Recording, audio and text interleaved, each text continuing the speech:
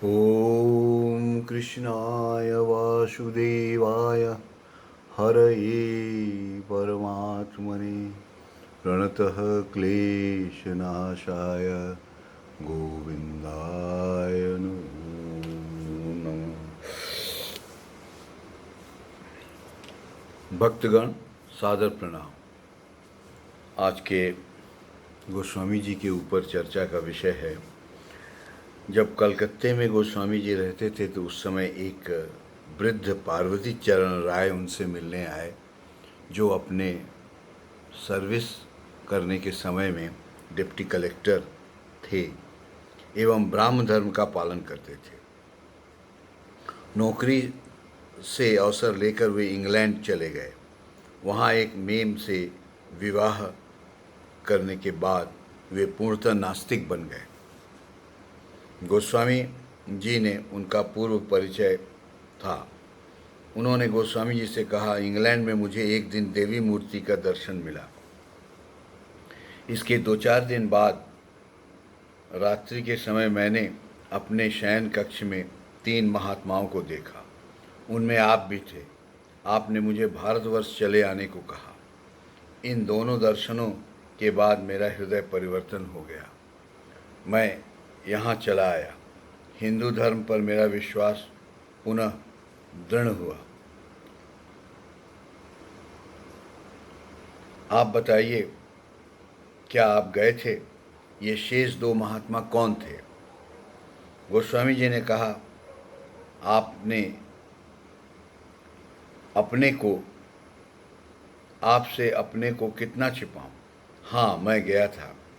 आप हरिद्वार जाइए, वहीं इन दोनों महात्माओं से गंगा जी के किनारे भेंट हो जाएगी। गोस्वामी जी के निर्देशानुसार वे हरिद्वार गए एवं उन महात्माओं के दर्शन भी उन्हें हो गए। गोस्वामी जी के पास वे और कई बार आए थे। पार्वती बाबू की लिखी पुस्तक from Hinduism back to Hinduism काफ़ी प्रसिद्ध है। गोस्वामी जी ने उन्हें हिंदू पद्धति के अनुसार रहने के लिए कहा। गीता जी के स्वाध्याय का निर्देश दिया। एक बार कलकत्ता में कई लोगों ने दीक्षा प्राप्त की थी। एक दिन गोस्वामी जी की जटाओं को साफ करते समय शिष्य मोहनी मोहन राय ने देखा कि सिर पर एक जगह चोट से सूजन जैसा चिन्ह है। उन्होंने गोस्वामी जी से इसका कारण पूछा तो उन्होंने बताया, राम तारक बाबू ने अपने पुत्र देवेंद्र के सिर पर मारा है, उसी का चिन्ह है। मोहनी बाबू ने पूछा, ये राम तारक बाबू और देवेंद्र कौन है? तो गोस्वामी जी ने बताया, देवेंद्र बीए पास करने के बाद दीक्षा लेकर सर्वदा उदासीन भाव में अपना साधन भजन करता रहता है, पिता के निर्देशानुसार नहीं चलता, इसलिए पिता ने उसे अनुशासित करने के लिए मारा है। इस घटना के दूसरे दिन अचानक कानपुर से देवेंद्र आ गए। उन्होंने गोस्वामी जी को कानपुर में पिता द्वारा खड़ाऊं से मारने की घटना बताई और कहा कि काफ़ी जोर से मारने के बाद भी मेरे सिर पर चोट नहीं आई। गोस्वामी जी ने कुछ नहीं कहा। बाद में मोहनी मोहन बाबू से जब देवेंद्र को गोस्वामी जी के सिर पर चोट की बात पता चली तो वह आकर गोस्वामी जी के चरणों में रोने लगे। गुरु की इस प्रकार शिष्य वात्सल्य भावना को अनुभवी व्यक्ति ही समझ सकता है। रात्रि के समय गोस्वामी जी बहुत थोड़ा सा प्रसाद लेते थे। एक दिन आधी रात के समय उपस्थित एक सेवक को उन्होंने भोजन लाने को कहा। इस असमय में गोस्वामी जी को भोजन करते देखकर वह कुछ विस्मित हो गया। अगले दिन एक शिष्य काफ़ी दूर से गोस्वामी जी का दर्शन करने आया। दर्शनोपरांत वह कहने लगा कि उसने मन में संकल्प किया था कि जब तक गुरु दर्शन न हो जाए भोजन आदि ग्रहण नहीं करूँगा। रास्ते में ट्रेन लेट हो जाने पर उसे जोरों की भूख लगने लगी। रात्रि के समय वह बेचैन हो गया। उस समय गुरु को स्मरण करने पर अचानक उसकी क्षुधा शांत हो गई। ये बातें सुनकर शिष्यों का कष्ट गुरु ग्रहण करते हैं, ये सारे प्रसंग उसका प्रत्यक्ष प्रमाण है। विपिन पाल के साथ गोस्वामी जी का ब्रह्म समाज से ही पूर्व परिचय था। गोस्वामी जी के प्रति उनकी बहुत श्रद्धा थी। इस बार अपनी शंकाओं को दूर करने हेतु उन्होंने गोस्वामी जी से कुछ प्रश्न पूछे। गोस्वामी जी ने उन प्रश्नों का उत्तर देते हुए अंत में कहा कि धर्म की मुख्य बात भगवान ही है, भगवान ही धर्म है। ये विपिन चंद्र पाल वही थे जो फाइटर्स मूवमेंट, हमारे जो स्वतंत्रता मूवमेंट हुआ था उसमें वो गांधी जी के साथ थे। पूरे भारतवर्ष का उन्होंने नेतृत्व किया था, विपिन चंद्र पाल। साधुओं के लक्षणों के संबंध में उन्होंने कहा, जिनके सम्मुख उपस्थित होने पर मन स्वयमेव ईश्वर की ओर चला जाए, वही साधु हैं।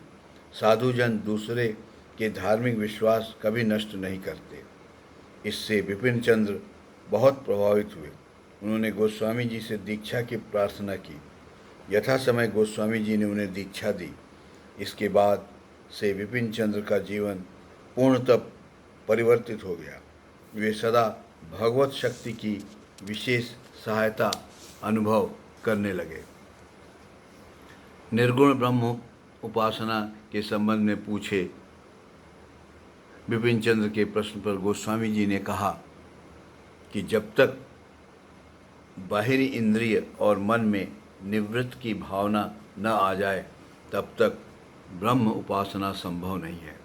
इस अवस्था की प्राप्ति होने पर तब ब्रह्म उपलब्धि होती है एवं तभी मनसा वाचा और कर्मणा ब्रह्मोपासना संभव है।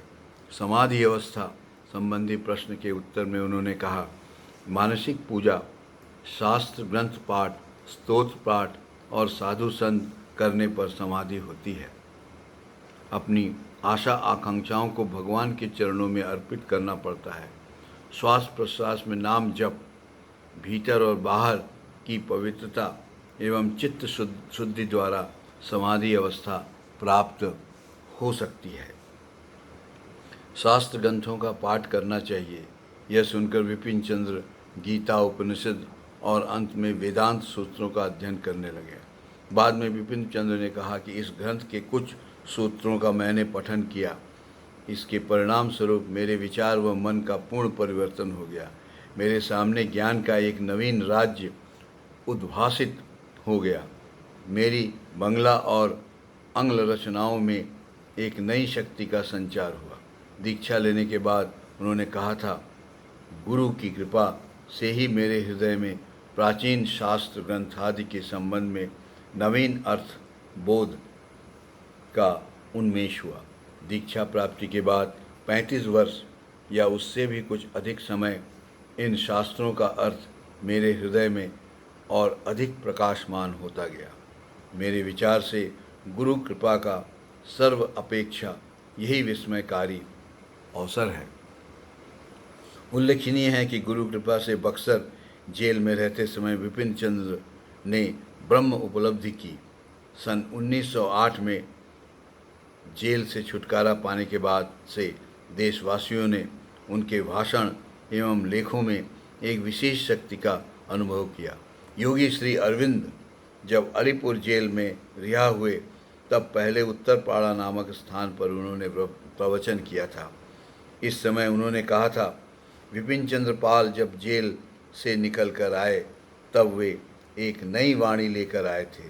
वह वाणी थी दिव्य प्रेरणा उपलब्ध वाणी। विपिन चंद्र ने बक्सर जेल में रहकर जो वाणी प्राप्त की थी, ईश्वर ने अलीपुर जेल में रहते समय वही वाणी मुझे भी प्रदान की थी। अर्थात अरविंद को भी वही वाणी उन्होंने प्रदान की थी। आइए हम सब मिलकर कीर्तन करते हैं और गोसाई जी से आनंद प्राप्त करते हैं। जय श्री राम जय राम जय जय राम, श्री राम जय राम जय जय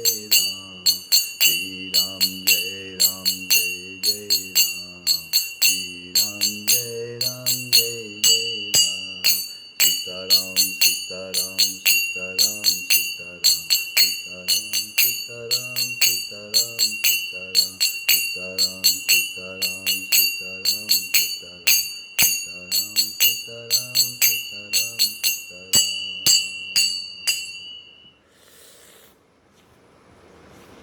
भक्तगण, एक बार फिर गोस्वामी जी का विशेष उपदेश को हम लोग याद कर लें। गुरु प्रदत्त नाम जपने से आत्मा को सुख और आनंद मिलता है। जय श्री राम।